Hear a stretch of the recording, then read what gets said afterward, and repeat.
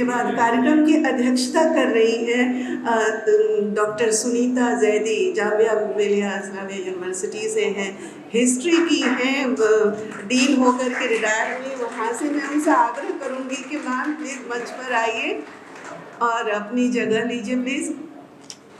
Sunita ma'am.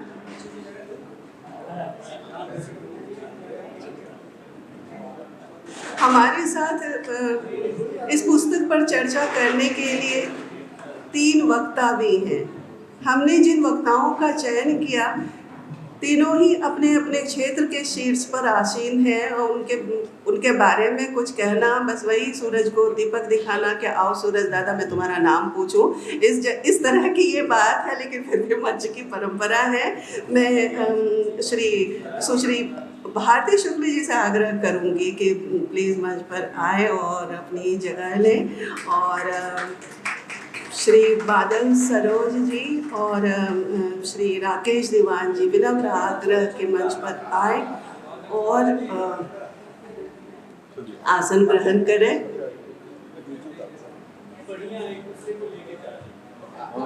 इससे अच्छी बात और क्या होगी।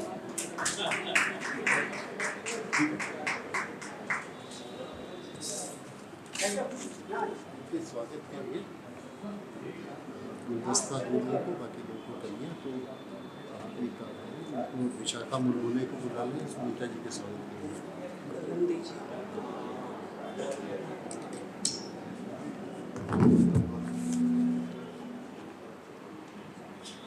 विशाखा मुरगुले को किसका? सुनीता जी के स्वागत के लिए बुला लीजिए, और सुजाता मिश्र को वीणा जी के स्वागत के लिए बुला लीजिए, लक्ष्मी कशेलकर को भारती शुक्ल के स्वागत के लिए बुला लीजिए,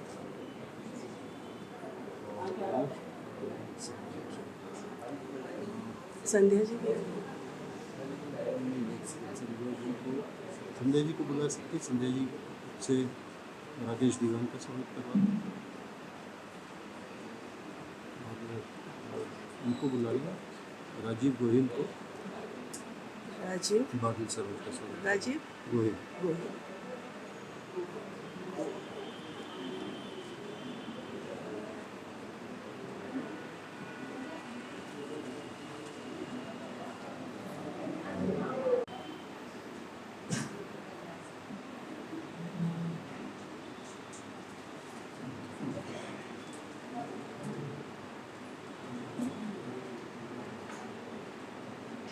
विशाखा जी, सुनीता मैम, सुनीता जैदी मैम का जो है वो स्वागत करें।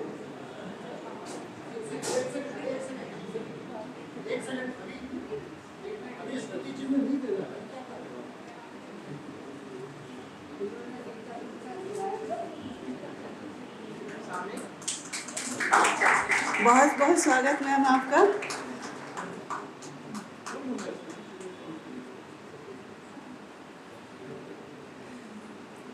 सुश्री सुजाता मिश्र है हमारे बीच में। मैं उनसे आग्रह करूंगी कि कृपया हमारे बीच आए, और जो इस कार्यक्रम की मुख्य अतिथि हैं डॉक्टर वीना सिन्हा जी, उनका स्वागत गुलदस्ते से करें। सुजाता मिश्र जी।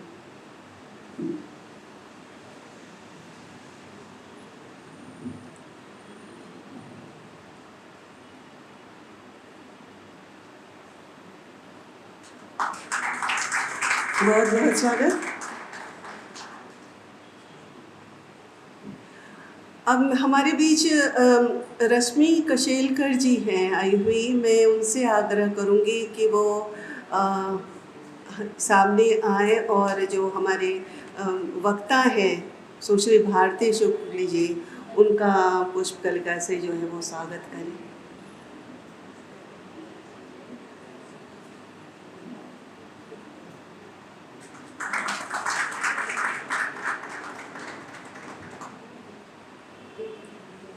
सुश्री संध्या कुलकर्णी जी, संध्या जी कहाँ हैं आप? मैं संध्या जी से आग्रह करूँगी कि वो हमारे वक्ता हैं जो राकेश दीवान जी, उनका पुष्पकली से जो है वो स्वागत करें।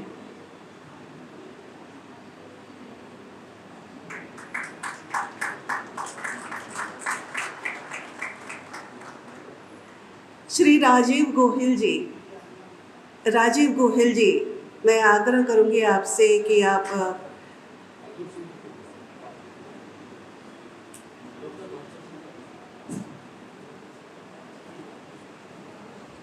बहादुर सिंह परमार। डॉक्टर बहादुर सिंह परमार जी, आपसे आग्रह कि श्री बादल सरोज बादल सरोज जी का स्वागत करें।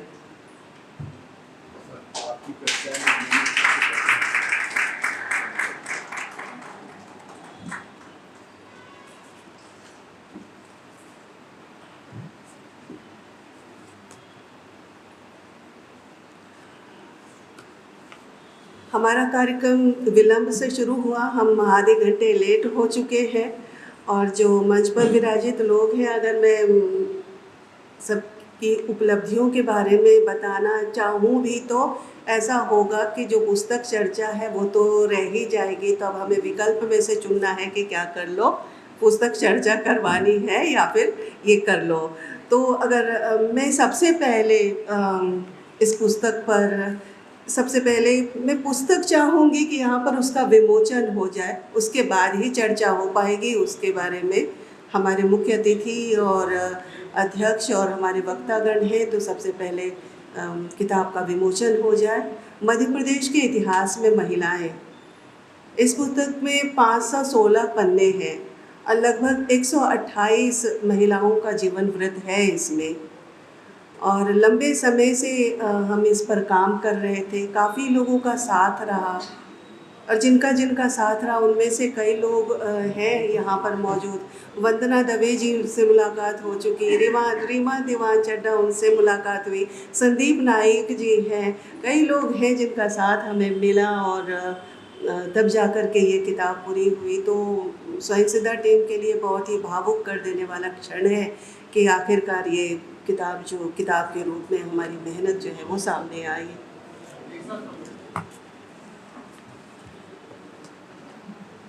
मुझे भी आना।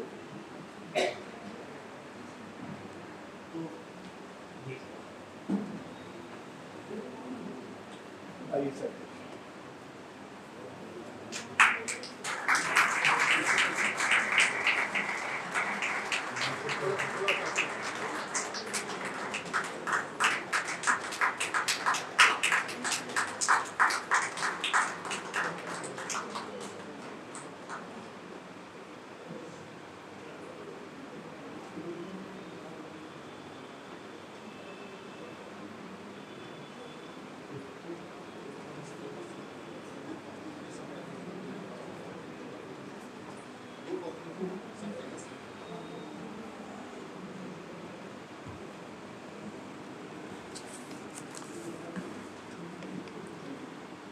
तो अब सीधा आगे बढ़ते हैं, कार्यक्रम की शुरुआत करते हैं। बाकी इधर उधर की बातें, अलंकरण और विशेषण, इन सबको जो है थोड़ा सा साइड में मैं रखती हूँ और मैं सबसे पहले सुश्री भारती शुक्ल जी से, क्या माइक्रोफोन की व्यवस्था है उधर या यहीं आकर के बोलेंगे? ओके, ठीक है। भारती जी के बारे में थोड़ा भी मैं बताऊँ तो बहुत कम मैं बताऊँ तो मैं ये कहूँगी कि ये सामाजिक कार्यकर्ता भी हैं, साहित्यकार भी हैं और व्याख्याता भी हैं। तो एक साथ वो कई सारे काम करती हैं और बहुत ही लंबा चौड़ा इनका प्रोफाइल है।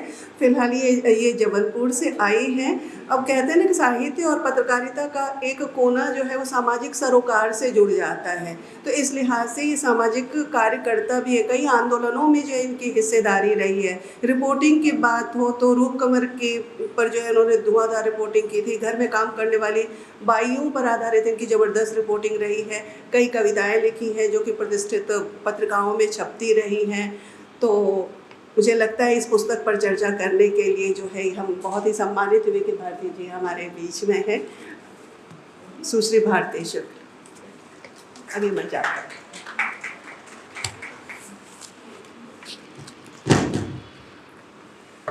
आप सबको मेरा सतरंगी सलाम। और अपनी बात शुरू करूँ उसके पहले मैं कहना चाहती हूँ कि इसके पहले जो जुगलबंदी सुनी उसमें मैंने औरतों की मुक्ति में वीणा को मचलते देखा। औरतों की विजय में वीणा को मैंने खिलखिलाते देखा। वो जो ध्वनियाँ हैं उससे हम शायद बहुत समय तक मुक्त नहीं हो पाएंगे। कविताएं हमें मिलेंगी, बहुत जगह मिलेंगी, हम पढ़ भी लेंगे, पर उनका इतना खूबसूरत पाठ और पाठ पर जो वीणा की प्रतिक्रिया थी वो अद्भुत थी। आपको बहुत बहुत बधाई और हमारी स्मृतियों में एक सुखद स्मृति की तरह आप हमेशा रहेंगी। आज हम जिस किताब पर चर्चा करने के लिए यहाँ इकट्ठे हुए हैं उस पर बात करने पर के पहले 4 पंक्तियाँ मेरे प्रिय कवि भगवत रावत जी की मैं आपको सुनाना चाहती हूँ। याद रखना वे नाम जो सारी यात्राओं में तुम्हारे साथ रहे। याद रखना वे नाम जो सारी यात्राओं में तुम्हारे साथ रहे और आसपास कहीं नजर नहीं आए। भूलना मत वो हाथ जो दिखाई ना दे पर कमज़ोर क्षणों में तुम्हें थामे रहे। संभाल कर रखना वे आँखें, संभाल कर रखना वे आँखें जो दूर से ही देखकर सिहासी रहें तुम्हारे सुखों में। साथियों, ये कविता मैंने इसलिए सुनाई कि जिस किताब पर हम चर्चा कर रहे हैं वो भी ऐसी ही यात्राओं के एक साथ संवेद स्वर में उसको बदल दिया गया है। ढेर सारी यात्राएं जो लोगों ने अपने जीवन में जी, अलग अलग रूपों में, उन सब को इस टीम ने, मैं सिर्फ सारिका जी से परिचित हूँ, पलाश जी का मैं से परिचित हूँ, पर इस टीम में बहुत सारे लोग और भी होंगे। मैं आप सबको साधुवाद देती हूँ कि आपने ये कठोर परिश्रम किया। जब सुमन राजे ने हिंदी साहित्य का आधा इतिहास लिखा था तब मुझे लगा था कि अब जाकर इतिहास पूरा हुआ है, और उस आधे इतिहास को पढ़कर न जाने कितनी पीढ़ियाँ निकल गई और उन्होंने जाना ही नहीं, उस पीढ़ी में हम भी शामिल हैं। हम रामचंद्र शुक्ल को ही पढ़ते हुए बड़े हो गए, हम नंद दुलारे वाजपेयी को ही पढ़ते हुए बड़े हो गए। हमने उस आधे इतिहास के उस स्पंदन को, उस अनुभूति को महसूस ही नहीं किया। तो सुमन राजे जी ने एक तो पहली बार उन स्वरों को हमारे सामने उन्होंने लाई वो। दूसरी एक महत्वपूर्ण बात जो उन्होंने की कि उन्होंने लोक की स्त्री के माध्यम से सौंदर्य की एक नई परिभाषा इस किताब के माध्यम से रची। सौंदर्य को हमने लोक के माध्यम से, लोक की स्त्री के माध्यम से एक बार फिर से परिभाषित होते हुए देखा, और वो एक दोनों उनके जो वॉल्यूम हैं वो अद्भुत हैं। ये जो किताब है जिस पर हम आज बात कर रहे हैं, ये कहीं ना कहीं उस काम की श्रृंखला की अगली कड़ी है, उसी श्रृंखला को आगे बढ़ाने वाली कड़ी है, और इसलिए ये संदर्भ ग्रंथ महत्वपूर्ण हो जाता है कि उसमें जितने लोग भी शामिल हैं, 500 पेज की किताब है, और 500 पेज की किताब में 133 लगभग 128 विभूतियों से मिलना, उनसे बातचीत करना, और बातचीत ऐसे नहीं हो रही है, बहुत आत्मीयता के स्तर पर, बहुत गहरे जाकर उनसे जुड़ रहे हैं, उसके बाद फिर उनको लिख रहे हैं। तो हमें उन सब पुरखनों से इन्होंने मिला दिया, उन सब साथियों से हमें मिला दिया जिन्होंने घोंसले बनाए हमारे लिए, हमारी जिंदगियों की छोटी छोटी छाँव हमें दी, और उन छाँव में रहकर ही हम आज की तारीख में यदि मजबूत हुए हैं तो उन पुरखिनों के कारण ही मजबूत हुए हैं। यदि वो हमारी लड़ाई नहीं लड़ती, वो हमारे लिए विद्रोह नहीं करती, तो आज सोचिए कि हमारे सिर पर और कितने सारे संघर्ष शामिल रहते। जो आज कविता कह रही थी, उस कविता से भी बहुत पीछे हम लोग कहीं पर खड़े रहते। इसलिए भी ये ग्रंथ बहुत महत्वपूर्ण है। और ये जो ग्रंथ है वो सिर्फ श्रम साध्य मेहनत का परिणाम नहीं है, ये बहुत सारे प्यार का परिणाम है। और वो प्यार क्या है? अपने उन पुरखिनों से, अपनी वो संघर्ष करने वाली औरतों को एक जज्बे के साथ याद करने का प्यार। ये तो शोध कार्य विश्वविद्यालयों में बहुत सारे होते रहते हैं, जिनमें खूब मेहनत करते हैं हम, और वो फिर कहीं पर डंप हो जाते हैं। परंतु ये किताब में यदि सिर्फ श्रम होता तो इसमें उतनी आत्मीयता ना होती। इसमें प्रेम भी है, इसमें गहरी उनसे एक लगाव की गहन अनुभूति भी है, इसलिए ये किताब महत्वपूर्ण है। इस किताब में 8 अध्याय हैं और 8 अध्यायों को अलग अलग खंडों में विभाजित किया गया है। और इस किताब को जब मैं, अभी किताब हमारी हार्ड कॉपी हमारे पास अभी आई, परंतु हमने इसकी सॉफ्ट कॉपी को बहुत श्रम के साथ पढ़ा। आप सोच सकते हैं कि हम लोग की उम्र में 500 पेज को पलटाना हमारे लिए कितना श्रम साध्य है। तो 90 साल की हो गई। हाँ, मेरी आंखें 90 साल की हो गई हैं। मैं तो अपने आप में 17 की हूँ, परंतु आंखें मेरी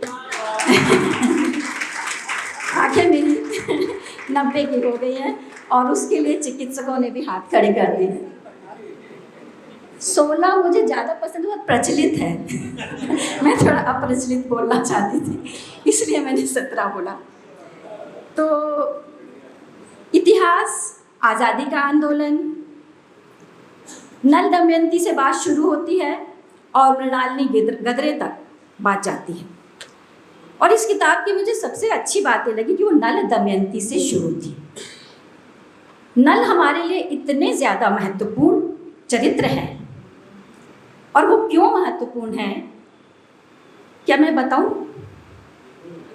तो मेरे लिए वो क्यों महत्वपूर्ण है वो मैं आपको बताती हूँ कि जिन्हें धर्मराज युधिष्ठिर कहा जाता है, वो एक तो पता नहीं क्यों उस समय द्यूत क्रीड़ा और जिसको जुआ कहते हैं वो बहुत ज़्यादा सम्मानजनक स्थान पाए हुए था। मुझे पता नहीं कैसा संस्कृति थी वो। तो वो द्यूत क्रीड़ा में द्रौपदी को हारते हैं और दांव पे लगा देते हैं। उनको 1 मिनट भी उसमें किसी अधर्म की बू नहीं आती। नल भी जुआ खेलते हैं, हारते हैं, परंतु दमयंती का हाथ पकड़कर वो राजपाट छोड़कर सड़क पर आ जाते हैं। वो दमयंती को दांव पर नहीं लगाते। इसलिए भी इनको याद करना और पहले अध्याय में याद करना महत्वपूर्ण है। इस आज़ादी के आंदोलन में का जब मैं पलट रही थी पन्ने, तो जो सुरसी बाई हैं, सहोदर बाई हैं, आप पढ़िए इस किताब को। रोमांचित हो रही थी एक आदिवासी स्त्री किस तरीके से जीवन से आज़ादी के आंदोलन में संघर्ष कर रही थी। भोपाल की बेगमों पर विस्तार से लिखा गया है, और मैं सोचती हूँ कि हमारा समाज कितना स्वस्थ और खूबसूरत होगा जहाँ क्या 8 बेगमों ने शासन किया। और ये इंदौर और भोपाल इतना खूबसूरत है ना, ताल तलैयों के साथ, इन्हीं की दुआ से। अहिल्याबाई है और हमारी बेगमें हैं, क्योंकि स्त्री की दृष्टि पर्यावरण से बनती है और प्रकृति अपने आप में बहुत खूबसूरत विनम्र, और स्त्रियां उन्हीं को लेकर साथ चलती हैं। और इसी वजह से उनके जो निर्णय होते हैं उसमें कहीं ना कहीं संवेदनाएं बहुत गहरे छुपी होती हैं। और इसी वजह से आज हम इन खूबसूरत शहरों में आराम से रह रहे हैं। अभी हम आ रहे थे इतनी हिंसक धूप के बीच में, जैसे ही हम ताल के किनारे से निकले, आहा, धन्यवाद दिया हमने अपने पुरखों को, और धन्यवाद उनको भी कि जो तालों को आज भी बचाए हुए हैं। इसी किताब में एक हस्ती का जिक्र है, नाज़नीन हमीद। उन पर तो फिल्म बनाई जानी चाहिए, मुझे ऐसा लगता है। वो महिला, एक मुस्लिम महिला, बुर्का पहनती है, मैदान में जाती है, बुर्का उतारती है, खेलती है, बुर्का पहन के घर आ जाती है।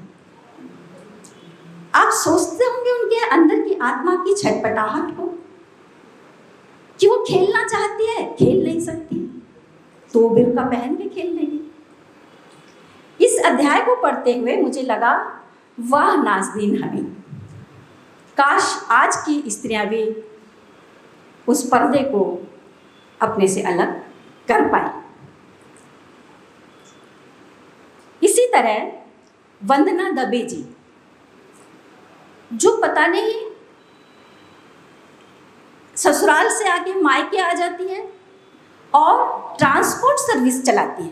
नहीं, वंदना दबे कमेंटेटर, महिला कमेंटेटर, वंदना दबे महिला कमेंटेटर, अम्मा सर, अम्मा वो सर, नहीं, वो बड़ी बड़ी अम्मा, बड़ी बिन्ना ससुराल 5 बच्चों के साथ इसलिए छोड़ देती हैं कि वो कुछ करना चाहती थी, वो कर नहीं पा रही थी, और फिर वो अपने मायके में आके 5 बच्चों के साथ ट्रांसपोर्ट सर्विस शुरू करती हैं।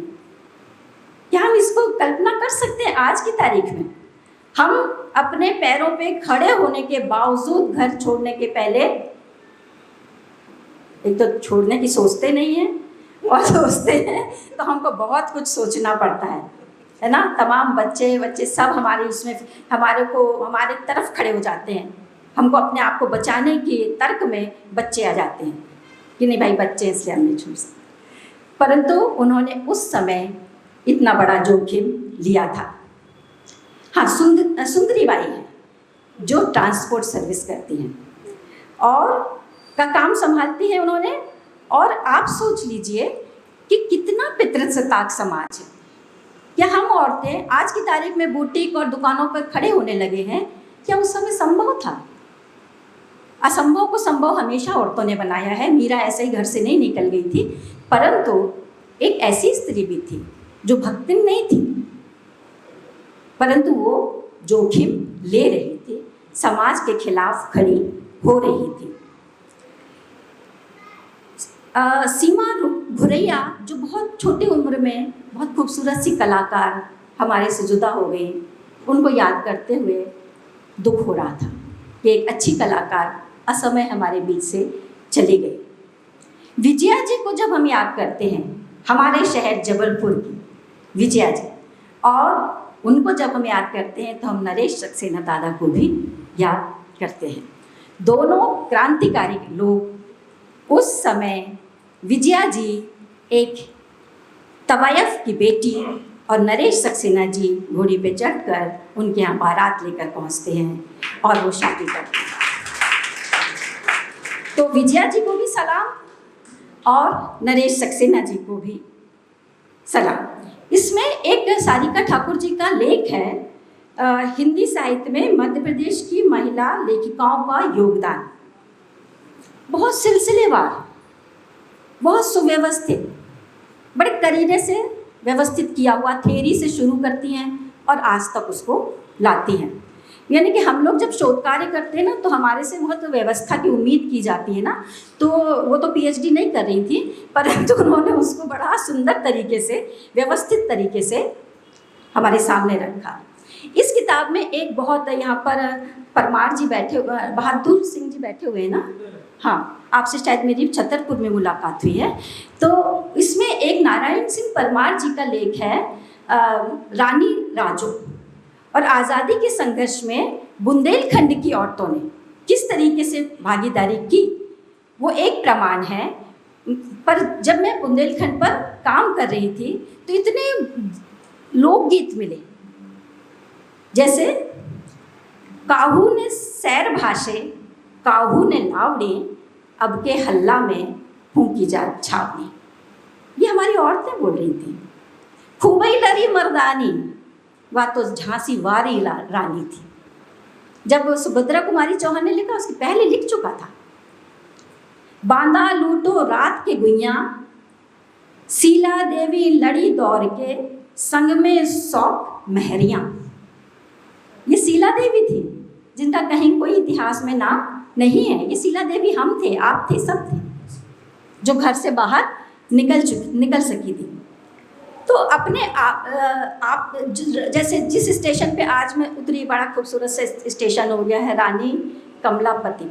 अब वो उनको बहुत ढूंढ ढांड के इतिहास से रानी कमलापति को लाए, भले ही वो राजनीतिक एजेंडा हो, पर एक स्त्री को ढूंढ तो लिया गया। चलो, इसलिए मेरे को तसल्ली हुई वो देख करके।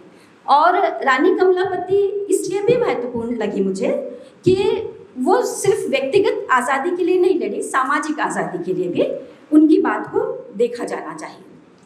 इस संकलन में मेरा टाइम तो नहीं हो गया ना? हाँ, बस ख़त्म कर रही हूँ मैं कि इसमें 2 बहुत वैसी विभूतियाँ हैं। चंपा बहन के साथ मुझे बहुत लंबा समय गुजारने का मौका मिला। बेड़नियों के साथ वो काम करती थी। इस किताब के में जो लिखा है उसके अलावा 2 बात भर कहूँगी तो आप चंपा बहन को पहचान जाएंगे कि चंपा बहन के पास जब रहे तो चंपा बहन अभी नल के पास खड़ी थी, फिर गैयों के पास खड़ी थी, फिर वो आकर चूल्हे के पास खड़ी हो गई दौड़ते, 80 साल की महिला। और फिर वो दौड़ते दौड़ते मेरे खटिया पर आकर बैठी और बुनाई करने लगी। और जब मैं 5-6 दिन बाद वहाँ से विदा हुई तो उन्होंने मुझे एक स्कार्फ दे दिया था। तो ऐसी विभूतियों को इसमें जोड़ा गया है और इसलिए ये ग्रंथ महत्वपूर्ण है। पर इस ग्रंथ में यदि मैं सब कुछ कहूँगी महत्वपूर्ण है, अच्छा है, तो ये बेईमानी होगी। ईमानदारी से बात करना चाहिए। तो मुझे जिन चीज़ों को मैंने मिस किया वो भी बताना चाहिए मुझे। मैं इसमें दयाबाई को ढूंढ रही थी, मैं इसमें चित्ररूपा पालित को ढूंढ रही थी, मैं इसमें चंपा शुक्ला को ढूंढ रही थी, मैं इसमें रशीदा बेगम को ढूंढ रही थी, मैं इसमें मधु यादव को ढूंढ रही थी। इन सबको मैंने ढूंढा, परंतु किताबों के संस्करण भी आते हैं और कभी भी सपनों के सिलसिले खत्म नहीं होते, आगे आएंगे। मधु यादव हमारी जाने मानी हॉकी प्लेयर, जबलपुर की, एक खटीक समाज में बहुत सारी बहनों के बीच में उसका निकलना अपने आप में अद्भुत था। तो मैं अपनी बात खत्म करती हूँ एक कविता से ही, और वो सारिका जी और उनकी टीम के सपने के लिए है। वेणुगोपाल जी की कविता, ना हो कुछ भी सिर्फ सपना हो, ना हो कुछ भी सिर्फ सपना हो तो भी हो सकती है शुरुआत, और यह एक शुरुआत ही तो है कि वहाँ एक सपना है। आप अपने सपने को जीवित रखें, हम लोग आपके साथ हैं। जिनका नाम लिया उनके बारे में आपको मैं बता सकूँगी।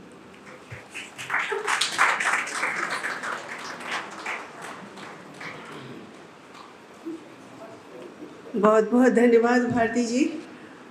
मुझे बिल्कुल मेरी प्रत्याशा के अनुरूप कुछ ऐसी ही मुझे प्रतिक्रिया के प्रतीक्षा थी। अब एक चीज़ मैं क्लियर करना चाहूँगी, ये किताब जो है वो मध्य प्रदेश के इतिहास में महिलाएं हैं, इतिहास में बुझी हुई तारीखें होती हैं। जिन जिन का नाम आपने कहा छूटी हुई, वे सभी जीवित हैं और मैं चाहूँगी कि लंबे समय तक वो हमारे बीच रहे और इतिहास में दर्ज करने की नौबत ना आए। मैं उस वक्त रो पड़ी थी जब इस किताब को प्रिंट में दिए जाने की बात थी और मालती जोशी जी नहीं रही। उस वक्त जो है हमें प्रिंटिंग को रोक करके और फिर मालती जी का जीवन वृत्त हमें डालना पड़ा था। तो हम नहीं चाहेंगे जिन जिन का नाम लिया वो हमारे बीच रहे और लंबे समय से रहे। और अब मैं अगले वक्ता को आमंत्रित करूंगी। और कल मैंने इनसे पूछा कि मंच की परंपरा रही है बादल जी से, आप बताओ भाई मैं आपके बारे में क्या बोलूं। तो उन्होंने कहा कि बोलना क्या है, बोल दो सारिका ठाकुर के दोस्त हैं और नीना के पति हैं। तो इस तरह की बात हमारे बादल जी ही कर सकते हैं। और हमारे सभागार में अभी जितने लोग मौजूद हैं सभी लोग जानते ही होंगे। ख़ास बात ये है कि ये साहित्य मर्मज्ञ हैं, सामाजिक चिंतक हैं, विचारक हैं और कविताओं को लेकर के या लेखन को लेकर के या साहित्य को लेकर के जो ये चीज़ें जाहिर करते हैं वो इनको ख़ास बना देती है। तो ये मेरे लिए बहुत ही सम्मान की बात है कि इस पुस्तक पर बादल जी चर्चा करेंगे। श्री बादल सरोज।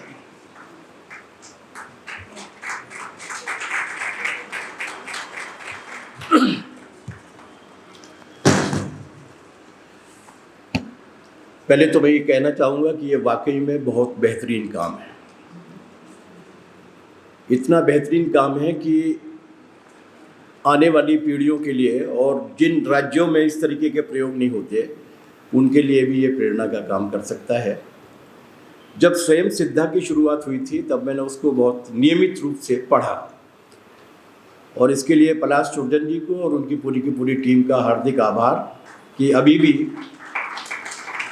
लोग प्रकाशन को केवल व्यवसाय या मुनाफे के रूप में नहीं देखते, मानवीय सरोकारों के रूप में देखते हैं। कोई चराई, मैं भारती शुक्ला जी की तरह से उदार नहीं हूँ। इस पुस्तक को लेकर मेरी कुछ समालोचनात्मक टिप्पणियाँ हैं, लेकिन मैं उन्हें बाद में लिखित रूप में भेजूंगा। अभी आपका समय खर्च नहीं करूँगा। अभी माइक्रो में जाने की बजाय मैं मैक्रो में अपनी बात कहने की कोशिश करूँगा। पहली बात तो ये कि महिला और इतिहास का बहुत बैर है परंपरागत। जब हम जाते हैं तो हम पाते हैं कि इतिहास की शुरुआत जब हुई है, इतिहास की शुरुआत मानी जाती है उस सभ्यता से जब खेती करना सीख लिया, जब पशुपालन करना सीख लिया, जब गांव में रहना सीख लिया, जब कपड़ा रहना सीख लिया। और जब ये सब सीख लिया उसके बाद जो इतिहास शुरू हुआ, तब तक महिलाओं को बांधा जा चुका था, तब तक उन्हें खदेड़ कर पीछे दड़बे में बंधा जा चुका था। ये बात अलग है कि कृषि की खोज महिला ने की है। ये बात अलग है कि पशु को पालने का कौशल महिला ने विकसित किया। ये बात अलग है कि वो महिला थी पहली जिसने भाषा का पहला शब्द बोला, पहली कविता लिखी, पहली लोरी सुनाई, जिसने पहली बार सांगीतिक स्वर में किसी रस की रचना की। लेकिन हम सभ्य हो गए और सभ्यता का तकाजा था कि महिला को उसके दड़बे में धकेल दिया जाए। इसलिए इतिहास ने जो ऐतिहासिक अन्याय किया है महिलाओं के साथ, उसको दुरुस्त करने की ये जो ऐतिहासिक कोशिश की गई है, ये जो नया इतिहास लिखने की कोशिश की है, इतिहास हमेशा इसे याद रखेगा। मुझे दक्षिण अफ्रीका जाने का मौका मिला। हमारे प्रिय साथी शैली जी और संध्या जी की बेटी वहाँ पर, जोहानसबर्ग से कोई 70 किलोमीटर एक दूर जगह है जहाँ पर कहा जाता है कि पूरी दुनिया की मनुष्यता वहीं पर पैदा हुई। वहाँ पर एक अस्थिपंजर है जिसके बारे में कहा जाता है कि वो दुनिया की माँ है। मैंने वहाँ के जो गाइड से पूछा कि पिता कहाँ हैं, रूप में याद करते हैं, हम रोहिणी सुत के रूप में याद करते हैं। हम पिताओं के नाम पर याद नहीं करते, हम माँओं के नाम पर याद करते हैं। लेकिन इस बीच में हम सभ्य हो गए हैं और सभ्यता को लेकर अज्ञे जी ने एक बड़ी छोटी सी कविता लिखी है, और उस छोटी सी कविता में ये कहा गया है कि सांप तुम सभ्य तो नहीं हुए, मगर ये डसना कहाँ से सीखा। हम सभ्य हो गए, हमने डसना सीख लिया, और सबसे पहले उसी गोद को डसा जिस गोद में हमारा पालन हुआ था। ये जो स्त्रियों के साथ हुआ, मैं केवल 2 उदाहरण दे रहा हूं। एक तो मैंने इतिहास में से दिया आपको, एक मैं वर्तमान में से दे रहा हूं। अभी लोकसभा के चुनाव हुए, जो पहले लोकसभा के चुनाव हुए थे अक्टूबर 1951 से फरवरी 1952 के बीच में 4 महीने तक चले थे। उस वक्त निर्वाचन आयोग के जो निर्वाचन आयुक्त थे उनका नाम था सुकुमार सेन साहब। जब उन्होंने देखा तो हमारे यहाँ की जो वोटर लिस्ट बनी थी जिसमें 17 करोड़ लोग थे, उसको देखकर वो काफी हतप्रभ भी हुए, स्तब्ध भी हुए, दुखी भी हुए। उसमें नाम लिखा हुआ था चौधरी साहब की माँ, राम लखन की बीबी, फलाने की बेटी। ये वोटर लिस्ट थी हमारे देश में 1952 के चुनाव के लिए। मतलब आप देखिए कितना दिलचस्प था। हम बदले, उससे सुधरे, हमने मेहरबानी नहीं की। हमने इस बीच में स्त्रियों के बीच में जो वास्तविक रूप से उन्हें अवसर मिला इस संविधान के तहत, उसमें उन्होंने अपनी जो धमक कायम की, उन्होंने अपनी जो आइडेंटिटी कायम की, उसकी वजह से पहुंचे। लेकिन हम दोबारा से सभ्य हो गए। अब हमारे यहाँ सरपंच पति भी होते हैं, पार्षद पति भी होते हैं, सांसद पति भी होते हैं। अब हमारे यहाँ चुनाव लड़ती हैं तो साधना शिवराज सिंह लड़ती हैं, रामश्री शिव कुमार सिंह लड़ती हैं, गोमती बाबूलाल लड़ती हैं। स्त्री का नाम अभी भी उस तरीके से नहीं आता, और ज़्यादातर स्त्रियों को अभी भी उस तरीके की भूमिका नहीं लिखाई जानी चाहती, नहीं लिखाई देनी जाती। ये इतिहास की भूल नहीं है, ये उसे लिखने वाले की चतुराई नहीं है। मैं जो शब्द बोलना चाहता हूं उसे नहीं बोल रहा हूं, ये असल में उस लिखने वाले की कायरता है, क्योंकि वो वास्तविक रूप से जो उसका श्रेय का अधिकारी है उसका नाम देने में अपनी तौहीन महसूस करता है। उन्हें डराने की जरूरत है। जो स्त्रियों का नाम लेने में तौहीन समझते हैं उन्हें डराने की जरूरत है, और उन्हें अगर वो आतंकित होते हैं तो उन्हें आतंकित करने की आवश्यकता है। इस तरीके की किताबें मिसाइल की तरह काम करेंगी उन अंधेरों को चीरने के लिए रोशनी के रूप में। मैं बहुत ही अपने समय सीमा में अपनी बात को खत्म करूंगा। हमने महिलाओं के साथ ऐसा नहीं है कि बिल्कुल काम नहीं किया, बहुत काम किया। हमने जितनी भी गालियां हैं सब में महिलाओं को रखा। हमने जितने भी मुहावरे हैं उन मुहावरों में जितनी भी कायरता और आलस्य का जितना भी प्रतीक है कमजोरी का, उसमें महिलाओं को रखा। हमने उन्हें दोषों की खान बता दिया, हमने उन्हें उल्हाना और उपालंब बना दिया, और जब हमने सराहा तब भी अपनी चतुराई छोड़ी नहीं। ये जो पुरुष सत्तात्मकता होती है वो केवल पुरुष के दिमाग में नहीं होती, स्त्री के दिमाग में भी होती है, क्योंकि हम उसकी परवरिश करते हैं। और इसलिए सुभद्रा कुमारी चौहान इतनी शानदार कविता लिखती है, लेकिन उसमें लिखती क्या है? खूब लड़ी मर्दानी।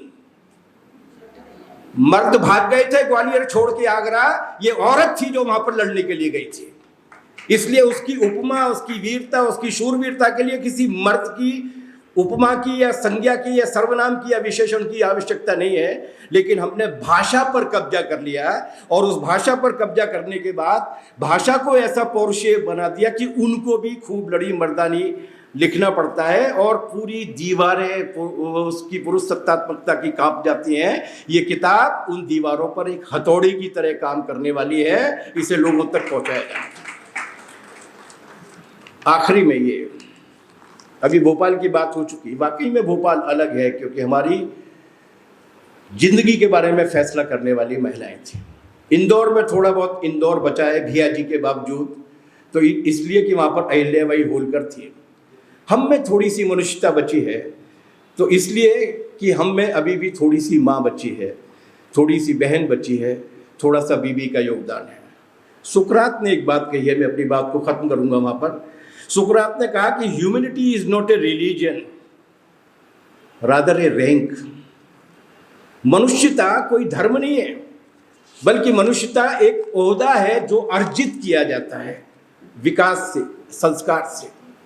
और इसीलिए जब परिचय की बात पूछी थी उन्होंने, तो मैंने वो बात कही थी। लेकिन एक बात मैं जाते जाते कहना चाहूँगा, हो सकता है किसी को वो बात ठीक न लगे, उससे वो असहमत हो, लेकिन मुझे भी अपनी मार्केटिंग करने का अधिकार तो है। मनुष्यता का धर्म नहीं होता, लेकिन मनुष्यता की विचारधारा जरूर होती है। एक विचारधारा होती है जो अपनी पोतियों के बराबर स्त्रियों के कंधे पर हाथ रखकर जाते हुए गांधी की तस्वीर में भी अश्लीलता देख लेती है, वो एक विचारधारा होती है। एक विचारधारा होती है जो पंडित जवाहरलाल नेहरू जब विजय लक्ष्मी पंडित या नयन तारा सहगल के साथ कंधे में हाथ डालकर बहुत ही भाई और बहन के बिंदास मूड में होती है, उसमें भी गंदगी देख लेती है। और एक विचारधारा होती है जो औरत को सर्वोच्च स्थान देने का काम करती है। मुझे गर्व है कि मेरी परवरिश उस विचारधारा में हुई जिसने इस देश में पहली बार पश्चिम बंगाल में जब पट्टों का वितरण किया, तब उसने कहा कि मर्द के नाम से पट्टे नहीं मिलेंगे, संयुक्त पट्टे बांटे जाएंगे, स्त्रियों के नाम से भी पट्टे बांटे जाएंगे। और यही विचारधारा है जिस विचारधारा ने एक नई तहजीब, नई जीवन शैली, नए पुरुष विकसित किए। मुझे आज भी याद है, एक महिला साहित्यकार है भोपाल की, वो इस हॉल में भी मौजूद हैं। उन्होंने अपनी एक फेसबुक पोस्ट पर लिखा था कि मैं अगर रात के 12 बजे रेलवे स्टेशन पर उतरती हूँ और मुझे एक परिचित ए पार्टी का, दूसरा परिचित बी पार्टी का मिलता है और एक अपरिचित कॉमरेड मिलता है, तो मैं ए और बी के साथ नहीं जाऊंगी, अपरिचित कॉमरेड के साथ जाऊंगी, क्योंकि वो मुझे सुरक्षित रूप से मेरे घर छोड़कर आएगा। एक विचार है जो संस्कारवान बनाता है, वो सारी जड़ताओं को नहीं तोड़ता। और इसीलिए मेरा पूर्ण विश्वास है कि ये संग्रह और ज़्यादा विस्तार पाएगा। इसमें झलकारी बाई, इसमें बत्तो बाई, इसमें ऐसी तमाम सारी गुमनाम स्त्रियों को ढूंढेगा और पुरुषों को थोड़ा सा मनुष्य और बनाएगा। बहुत बहुत शुक्रिया, धन्यवाद।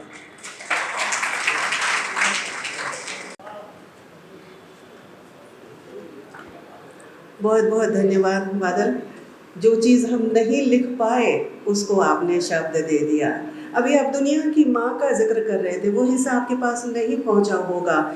हमारे इस किताब में जो प्रिंट लाइन है ना, उसमें सबसे पहले देखिएगा एक कहानी है, पहला भारतीय मध्य प्रदेश की एक महिला। वो एक स्कल है, आदि मानव का स्कल है जो कि वुमन है। उसको कहा जाता है वो पहला भारतीय है, लेकिन आपके शब्दों में कहा जाए तो वो तो भारत की माँ ही है, क्योंकि वो एक फीमेल है, वो भारत की माँ ही है वो।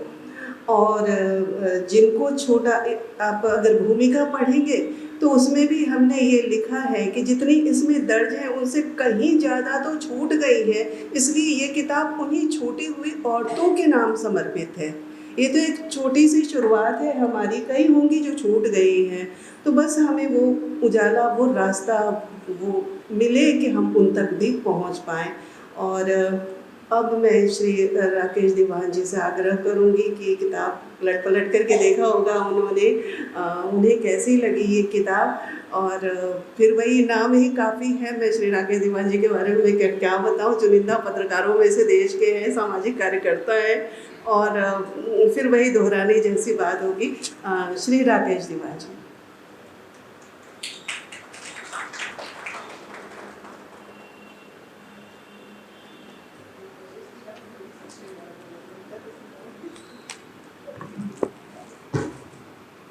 नमस्कार। एक तो बादल सरोज के बाद कुछ बोलना ज़रा कठिन काम होता है। बादल को सब सदी है, बहुत सुंदर बोलते हैं, बहुत ज्ञान है और राजनीतिक कार्यकर्ता हैं, तो जाहिर है अपनी बात को गले उतारने का उनको फन हासिल है। तो उसके बाद नौकरी का हिस्सा है। उसके बाद कुछ बोला जाए ये ज़रा कठिन काम है। एक और संकट मेरे साथ रहा, मेरा निजी थोड़ा पारिवारिक कुछ, उसके कारण तो किताब में बहुत ठीक प्रकार से पढ़ नहीं पाया। वो बहुत ही सरसरी तौर पर पढ़ी और उसको पढ़ते हुए मुझे क्या लगा, ऐसा मैं कुछ अपने मन से कुछ लिख के लाया, तो मुझे लगा कि उस पर बातचीत करूं मैं उस किताब को पढ़ते पढ़ते। एक आजकल परसाई जी बहुत उद्धृत किए जा रहे हैं। होता है जब संकट का काल होता है तो आप ऐसे लोगों को याद करते हैं जिन्होंने उस संकट पर उंगली रखी। तो उनका एक वाक्य बड़ा वो चर्चित है, उनके लेख का एक वो है अंश है जिसमें वो कहते हैं कि कमज़ोर का दिवस नहीं मनाया जाता, कमज़ोर का दिवस मनाया जाता है, ताकतवर का नहीं मनाया जाता। तो शिक्षक दिवस होता है, मजदूर दिवस होता है, महिला दिवस होता है, इत्यादि इत्यादि। थानेदार दिवस नहीं होता। ये जो वाक्य था इसमें जिन लोगों के बारे में कमज़ोर कहा गया उसमें महिला भी एक है। महिला दिवस मनाते हैं हम, आप जानते हैं 8 मार्च को सब लोग अंतर्राष्ट्रीय महिला दिवस। तो मैं जब किताब पढ़ रहा था तो मुझे ये सवाल मेरे मन में आया कि क्या सचमुच महिलाएं कमज़ोर हैं, और अगर हैं तो क्यों, और नहीं हैं तो क्यों। इसका अपने आसपास की दुनिया में देखें तो क्या दिखाई देता है। एक हमारे समय का बड़ा दुर्भाग्य है या वैसी परिस्थिति बनी है, और जैसे बादल ने कहा भी कि हमारे इतिहास में एक राजनीतिक समझ और विचार के कारण ये चीज़ बनी कि जो लोग किन्हीं कारणों से वंचित हैं उनको दयनीय बनाया जाता है। मजदूर जो है उसका जब आप चित्र बनाएंगे तो दयनीयता उसमें आती है। स्त्री, कुछ चीज़ें हैं जैसे मजदूर के पास पूंजी नहीं है, उसके पास लेकिन श्रम है और इसलिए वो दयनीय नहीं है।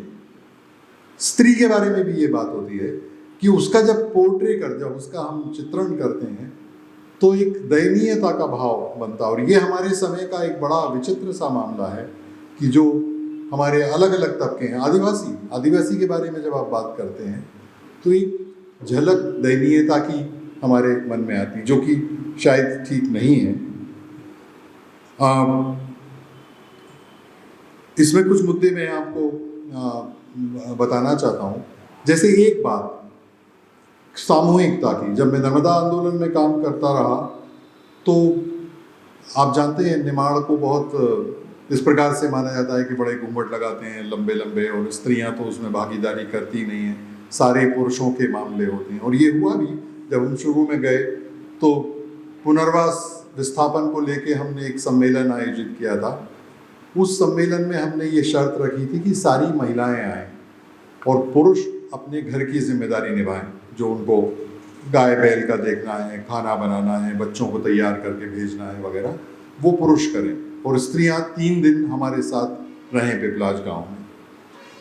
तो उसको लेके थोड़ा बहसबाजी तो हुई, लेकिन धीरे धीरे करके हमने देखा कि नर्मदा आंदोलन दरअसल स्त्रियों का आंदोलन हुआ। महेश्वर में आप देखिए, रैली के फोटो देखिए आप, रैली या धरने जो हमारे आंदोलन के हुए हैं, उसमें जो सर्वाधिक भागीदारी है वो महिलाओं की है। और कमाल की बात है, उसमें वो महिलाएं हैं जिनको समाज के स्तर पर आदर भाव कभी मिला नहीं। हम लोगों की एक साथी है कमोजी जी, कमला यादव नाम है उनका, आपने अक्सर उनको देखा होगा, मेधा के साथ बहुत रहती है। कमोजी जी गांव की मजदूर महिला है, और उनको इस दुनिया में ये विस्थापन पुनर्वास वगैरह के मामले से ज़्यादा लेना देना नहीं था, लेकिन वो किन्हीं कारणों से, अपनी निजी दोस्तियों के कारण, पहचान के कारण वो आंदोलन में शामिल हुई, और धीरे धीरे करके वो आंदोलन का इतना बड़ा हिस्सा हुई कि भोपाल में जब अनशन हुआ तो कमोजी जी उसकी एक प्रमुख स्तंभ थी। 4 लोग बैठे थे उसमें, कमोजी जी थी, मेधा थी, और लोग भी थे। बाद में फिर जो भी होता है, महीना भर बाद करीब कुछ चीज़ें तय हुई, और तय होने के बाद जब हम वापस गए तो नर्मदा घाटी वैसे तो बहुत बड़ा हिस्सा है, लेकिन ठीकरी से हमारा बड़वानी का क्षेत्र शुरू होता है। तो जैसे हम ठीकरी से गए तो लोगों ने स्वागत किया, कहीं फूल बरसा रहे हैं, कहीं किसी ने कुछ मिठाई खिलाई। ये जो अनशन वाले थे वो नेता थे। तो कमोजी जी भयंकर रोई, और हम सबसे उसने कहा कि मैंने कभी सोचा नहीं था, कभी मैंने कल्पना नहीं की थी कि मुझे इतना आदर मिलेगा मेरे समाज से, जहाँ मैं गोबर थापने वाली, उपले बनाने वाली, अपना घरों के काम करने वाली महिला थी, मैं आंदोलन में इस हैसियत से आई।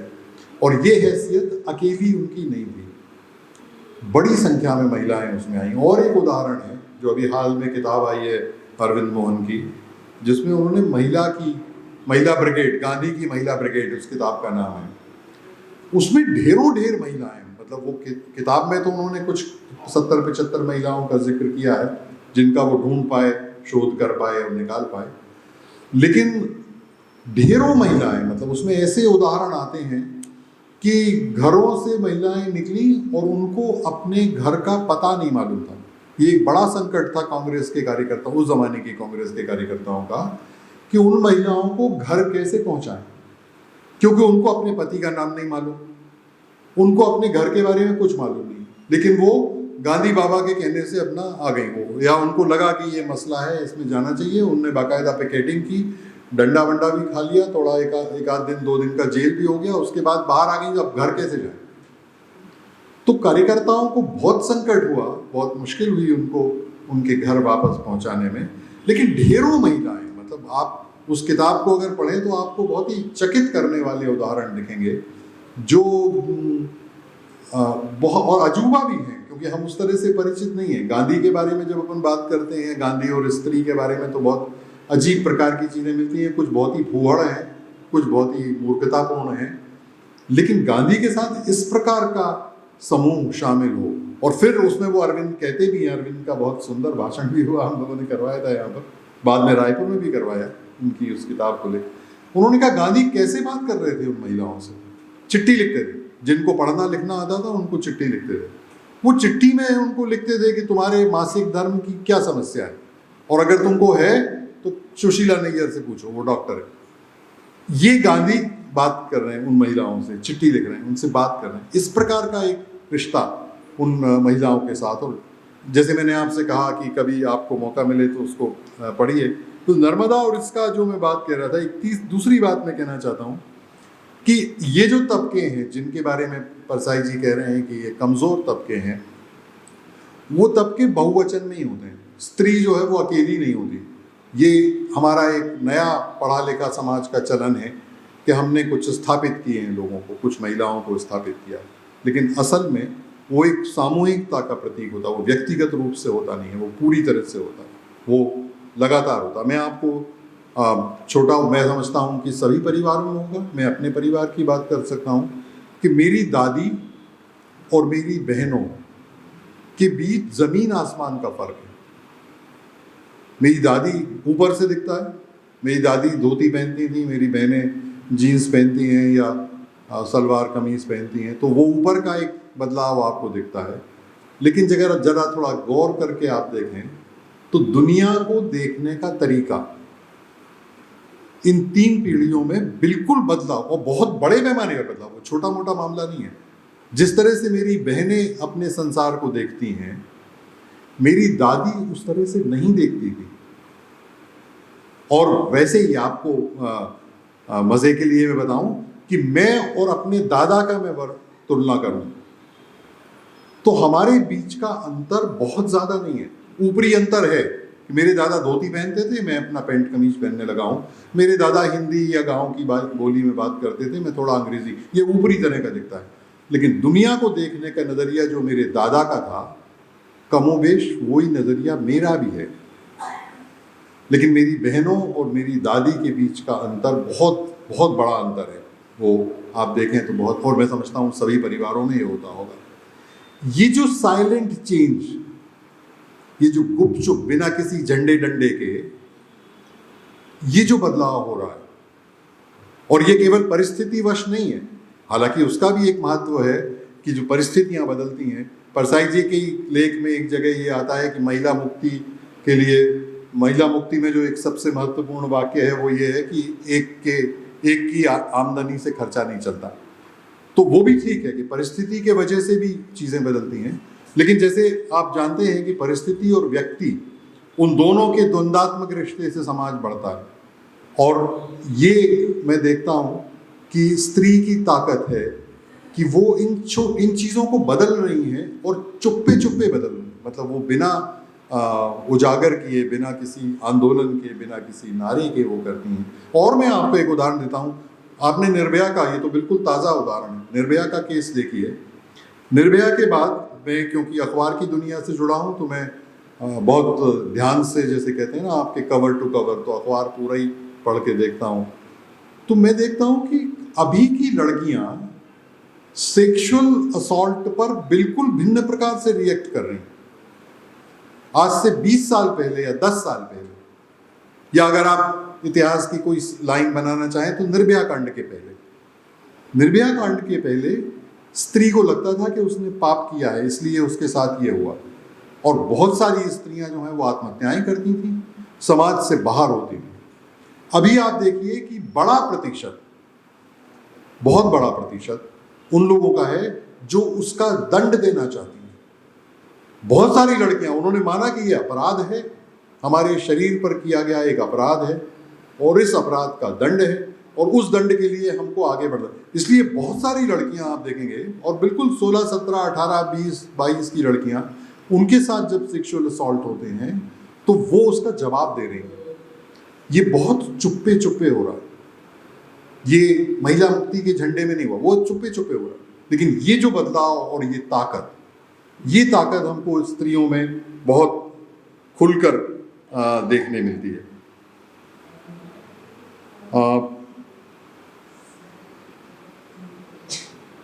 ऐसे में क्या करें? एक आपने बहुत सुंदर काम किया है इस किताब को निकाल के। ये किताब जो है वो बहुत अलग अलग क्षेत्रों की, बहुत अलग अलग प्रकार की महिलाओं के बारे में बात करती है। बहुत आपको अंदाज़ा लगता है कि क्या हो रहा है इस संसार में। एक ज़रूरत इस बात की भी है कि हम अपनी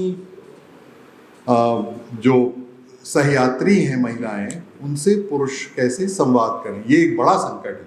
संवाद पुरुषों के संवाद स्त्रियों से हो नहीं रहे। मैं आपको एक बहुत पुराना एक लेख मैंने लिखा था, एक फिल्म आई थी एक ज़माने में, अकेले हम अकेले तुम। आप में से बहुत से लोगों ने, आमिर खान और मनीषा कोइराला उसमें हुआ करती थी, और वो फिल्म इस बहुत ही अलग चालू किस्म का मसाला फिल्म थी, जिसमें होता ये है कि वो लड़की जो है मनीषा कोइराला अच्छी एक्ट्रेस या गायिका हो जाती हैं और इनको मौका नहीं मिलता, और इसके कारण पति पत्नी के बीच में तनाव होता है और फिर उनके अलग अलग हो जाते हैं वो। तो उनका एक बच्चा है जो बच्चा पिता के साथ रहता है, और पिता से वो बच्चा पूछता है कि माँ क्यों चली गई, माँ क्यों हमको छोड़ के चली गई।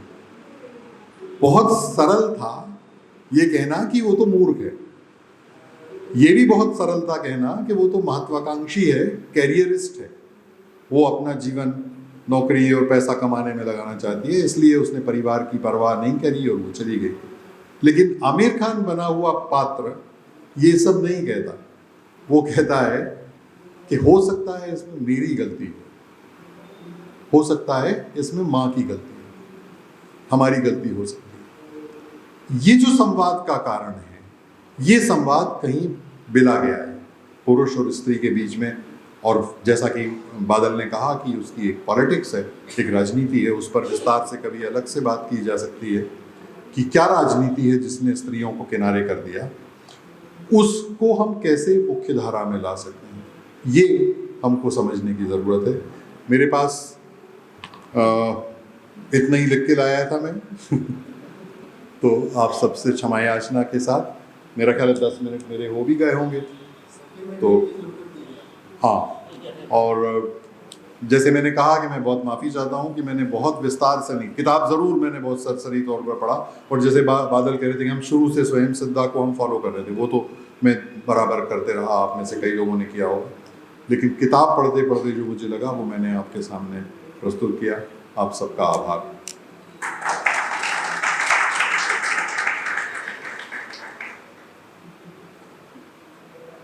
इसको खींचने के लिए मैं बोला, कार्यक्रम खत्म हो जाए उसके बाद हाँ तो हाँ। लिए इम्पोर्टेंट मुद्दा ये है, मंदिर बनवाए, मस्जिद बनवाए और सड़क बनवाए, ये मुद्दा है, वो रिकॉर्ड है, लेकिन उन्होंने वो कैसे पहुंची उस जगह तक, वो हमारा मुद्दा है। सुल्तान जहां बेगम किससे लड़ी, बैजाबाई शिंदे किससे लड़ी, और वो 3 विधवाएं जो महाजी सिंधिया की थी, वो अपने दत्तक बेटे के साथ हाथी पर चढ़ करके किससे लड़ी और क्यों लड़ी। वो सत्ता के लिए नहीं लड़ी, वो किसी राज्य के लिए नहीं लड़ी, वो अस्मिता के लिए लड़ी। तो ये सारी चीज़ें जो है वो उस किताब में है, और अभी जैसा कि राकेश दीवान जी ने जितनी बातें कही बिटवीन द लाइन, वो सारी चीज़ें उसमें है। तो अब इस कार्यक्रम की जो मेरे अंदर ना बहुत सारी चीज़ें जो है ना जमा थी, मैं किसी के पास इस दौरान बैठती थी ना, तो मेरी एक फ्रेंड ने कहा, सिया सचदेव, कि ऐसा कर यूट्यूब चैनल खोल ले और जितने किस्से तूने मुझे सुनाए ना, हर एपिसोड में सुनाती जा, तू बड़ा अच्छा सुनाती है। तो इतने लंबे समय से काम किया तो बहुत सारी कहानियाँ भरी हुई है, मैंने सोचा कि बीच में फ़ायदा उठा लूँ, मैं भी बोल तो अब इस कार्यक्रम की जो हमारी मुख्य अतिथि हैं डॉक्टर वीना सिन्हा, प्रतिष्ठित साहित्यकार हैं और बेहतरीन डॉक्टर है। मैं बोलती हूँ मुझे भी दवाई दी थी, बहुत काम आया था। तो मैं वीना जी से आग्रह करूँगी कि ये किताब की वही सॉफ्ट कॉपी भेज दी थी, उसके बाद भी करेक्शन हुआ है इस किताब में, लेकिन सरसरी तौर पर तो देख ही लिया होगा। उनकी क्या राय है, वो हमारी मेहनत के बारे में क्या सोचती हैं, और जिनको दर्ज किया है उनके बारे में क्या सोचती है, मैं वीना जी से आग्रह करूँगी। सीमा केवल वक्ताओं के लिए, संचालक के लिए।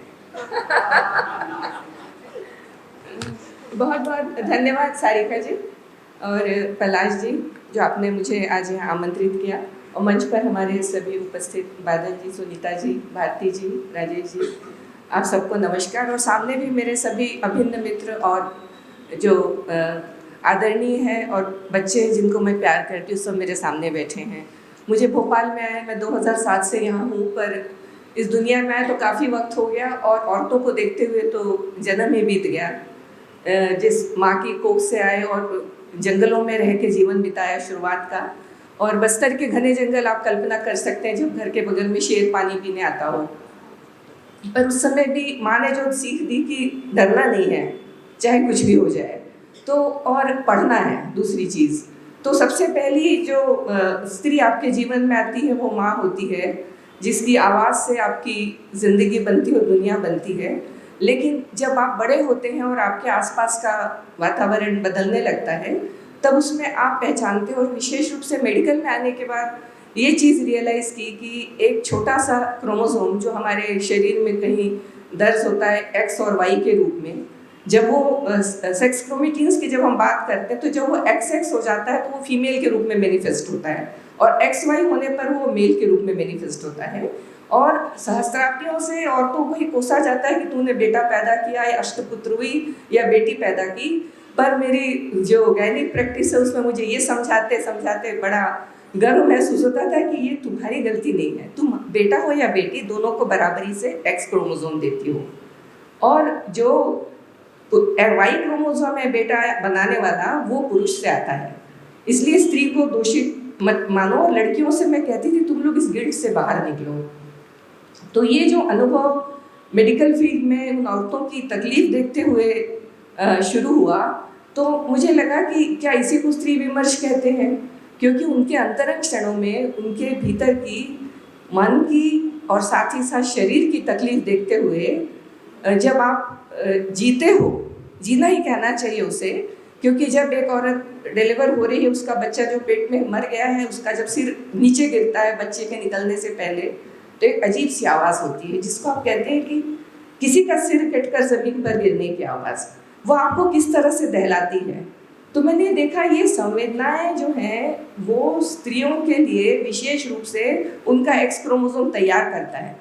तो हमारी जितनी भी स्त्रियां यहाँ बैठी हुई, मैं मानती हूँ वो भाग्यवान हैं कि उनका नियोकॉर्टेक्स हर समय सक्रिय रहता है। इसलिए पुरुष कहते हैं उनको कि तुम तो बेवकूफ़ी की बात में पड़ी हो। अरे क्या ये कोई बात हुई? जो आदमी को नहीं दिखती, औरत उसको अपनी जो सतत विचार प्रक्रिया है जो उसके नियोकॉर्टेक्स में बनती रहती है, उसके ज़रिए वो एक एक्सप्रेस स्क्रीन की तरह या MRI के जो लेयर्स होते हैं उसकी तरह खोल के देखती है। तो ये स्त्री का जो बायोलॉजिकल कंट्रीब्यूशन है उसके X क्रोमोसोम के कारण उसके शरीर में वो उसको विशेष बनाता है। तो मैं समझती हूँ कि इन सब चीज़ों ने इसमें जोड़ा, और जो जीवन के अनुभव थे उससे ये समझ में आया कि लोग औरतों को बिल्कुल पसंद नहीं करते। और मैं उन दिनों बैहर में प्रैक्टिस करती थी, बैहर में मेरी पोस्टिंग थी सरकारी अस्पताल में। तो जब औरतें आके कहती थी कि हमको बेटी नहीं चाहिए, तो मैं पूछती थी क्यों। तो ये जो पुरातन सवाल है कि बेटी हो जाएगी तो उसका दहेज लगेगा, उसकी शादी करनी होगी, हमारे पास पैसा नहीं है, कैसे होगा, कैसे पालेंगे, फिर उसको खतरा भी है। तो इतनी तीखी बहसें मेरी होती थी और सब मरीजों के साथ जो या जिन औरतों के साथ में। और मुझे खुशी है कि जिन लोगों ने इस बात को समझा और अपने जीवन में एक बेटी या दो बेटी के बाद अपना जो रिप्रोडक्टिव कैरियर है उसको बंद किया, तो वे अंदर से जैसे जीत की खुशी होती थी कि ये औरतों के पक्ष में है ये। क्योंकि उसी दौरान मैंने एक अपनी कविता लिखी थी कि बच भी जाओगी केरोसिन में छुलाई जाती तीली की बदबूदार लपट से, पर कैसे बच पाओगी पिता के माथे पर गहरा आई लकीरों के फंदे से। या तुम्हें पैदा करने के अपराध बोझ से ग्रस्त माँ की आंखों के अंधे कुएं से। बिटिया अब तो माँ की कोख भी महफूज नहीं रही तुम्हारे लिए, जहाँ तैर लेती थी तुम 9 माह निर्बंध। तुम्हें तलाशते गंडे ताबीज़ों के अलावा हमारे पास कोरियन बायोप्सी की तीखी सलाई है, अल्ट्रासाउंड की भेदती आंखें हैं। तुम फिर भी जीना लड़की, तुम फिर भी जीना लड़की, जितनी बार मरना उतनी बार जी जाना हमारी मृत संवेदनाओं के किलिमंजारो में। तो जब आप इस तरह से जीवन को देखते हैं और औरत को इस नज़र से देखते हैं, तो ऐसा लगता है ये इतिहास की किताब बहुत छोटी है। इसमें हर औरत अपने हिस्से की मिट्टी ज़मीन पे बना रही है, हर रूप में। जैसे एक फूल बनाता है, जैसे एक तितली बनाती है, एक पत्ती बनाती है, एक पेड़ बनाता है, वैसे ही हर औरत अपने हिस्से की मिट्टी बनाती है। और आज मैं जब सुबह स्मिता को सुन रही थी तो मुझे लगा हर औरत अपने हिस्से की एक नदी भी बनाती है। उसके भीतर जो पानी है, जो भीतर उसके पानी बहता है, वो संगीत की तरह इस धरती को भिगोए हुए हैं। वो आंसू जिसको कभी किसी कवि ने माना कि तुम्हारी कमजोरी है, मैं समझती हूँ उसकी ताकत है दुनिया को जिंदा रखने की ताकत। आप समझते हैं ना, अगला जीवन यही तो है, तुम्हारी यही कहानी, आंचल में है दूध और आंखों में पानी। नहीं, ये पानी बहुत जरूरी है, ये पानी नहीं है तो धरती नहीं है। आज हम समझने लगे हैं ना, जब हम बात करते हैं पर्यावरण की, ये पानी हम सबके लिए बहुत ज़रूरी है। औरत ने वो पानी बचाए रखा है। मैं तो सबसे कहती हूँ, पुरुषों से भी, कि रो और जानो ये पानी होता क्या है। तो स्मिता, आज तुम्हें उस पानी की याद दिलाने के लिए और उस नीले रंग को नदी में बदल जाने के लिए बहुत बहुत आभार। तो एक बहुत सुंदर शुरुआत हुई सुबह की, और ये जो पुस्तक रची है सारिका, तुमने बहुत लोगों को इसमें अपने साथ जोड़ा है। और मैं देख रही थी उसमें कुमुद के भी आर्टिकल्स हैं, और सीमा इससे जुड़ी रही वेब में, वंदना जी हम लोगों से इंटरव्यू लेती थी, या बहुत सारी चीज़ें। तो उनको एक जगह लाना सचमुच कठिन काम है, और हम लोग इतिहास बनने का इंतज़ार नहीं करेंगे, हम लोग इतिहास पढ़ेंगे। और हम चाहते हैं हर औरत इतिहास है अपने आप में। तो मेरी शुभकामनाएं इस पुस्तक के लिए। और मैं समझती हूँ भोपाल के जो भी बुद्धिजीवी लोग हैं वो आज इस सभागार में उपस्थित हैं, उन सबको मेरा बहुत बहुत नमस्कार। और दूर से भी लोग आए हैं, पूरे मध्य प्रदेश से, मैं सबको नमस्कार करती हूँ। सुनीता जी दिल्ली से पधारी हैं, भोपाल में आपका बहुत स्वागत है सुनीता जी। और मेरा समय हो गया।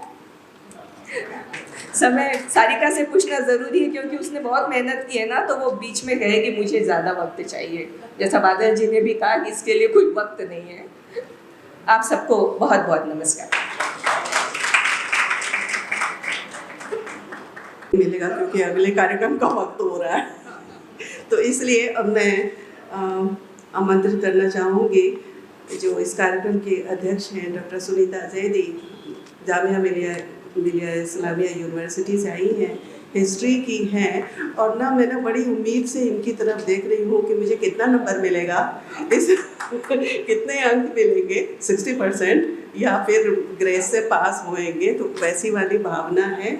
और मैम के बारे में क्या ही बताएं, बहुत ही इतिहासकार हैं, देश विदेश के यूनिवर्सिटीज़ में इनके व्याख्यान होते हैं, कई लोग इनके अंडर में PhD कर चुके हैं, और कई इतिहास पर आधारित संस्थाएं हैं जिससे जुड़ी हुई है।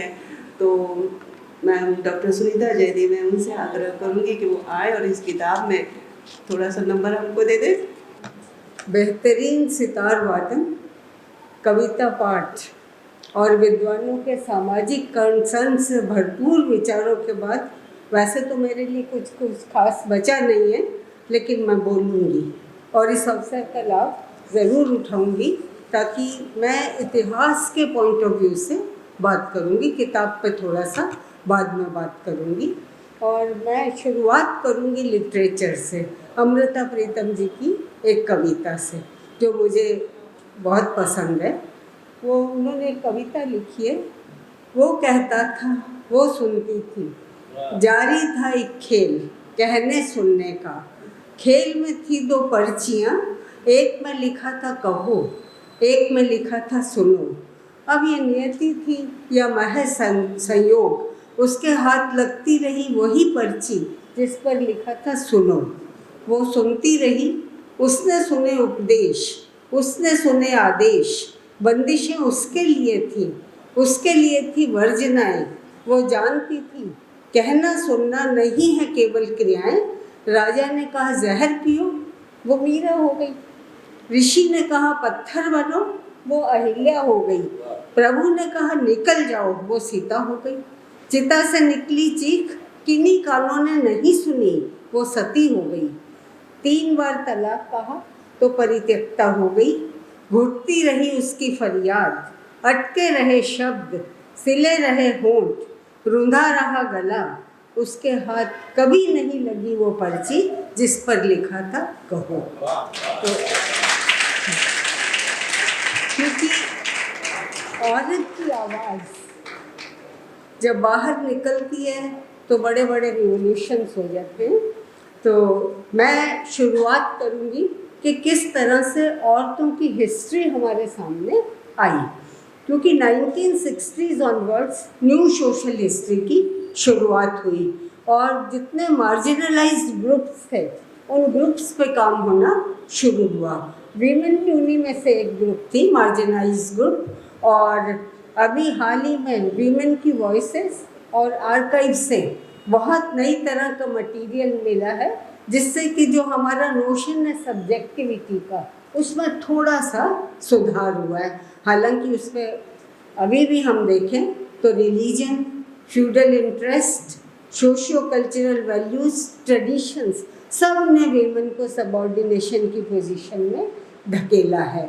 जेंडर के नज़रिए को समझने के लिए ज़रूरी है कि हम इन्हें बदलते समय भौगोलिक स्थान, टाइम, स्पेस के परिप्रेक्ष्य में समझने की कोशिश करें। यूरोप में रेनेसां आया, आप लोग सभी जानते हैं। रेनेसां से कल्चरल, सोशल, इंडस्ट्रियल प्रोग्रेस हुई। उसकी वजह से स्त्रियों की दशा में परिवर्तन आया। अच्छा बुरे पे एक बहस का विषय है, लेकिन परिवर्तन आया। साउथ एशिया में इस तरह का आउटलुक कभी जनरेट नहीं हो पाया। जेंडर पे जो हिस्टोरियंस काम कर रहे हैं उन्हें दो तरह की प्रॉब्लम्स का सामना करना पड़ा। पहली प्रॉब्लम सोर्सेज, क्योंकि हमारे जो सोर्सेज हैं वो बेसिकली हिस्ट्री ऑफ रूलर्स के सोर्सेज हैं, या जो पावर सेंटर्स हैं उनके बारे में पूरा इतिहास लिखा गया है और एलीट क्लास का इतिहास हम लोगों को मिलता है। एक तो ये प्रॉब्लम। दूसरी प्रॉब्लम, हिस्ट्री लिखी किसने है? मैन ने, आदमियों ने। तो जाहिर है written by man, so it reflects male point of view. औरतों की क्या सोच है, क्या उनके इमोशंस हैं, इसके बारे में हमें पता नहीं लगता।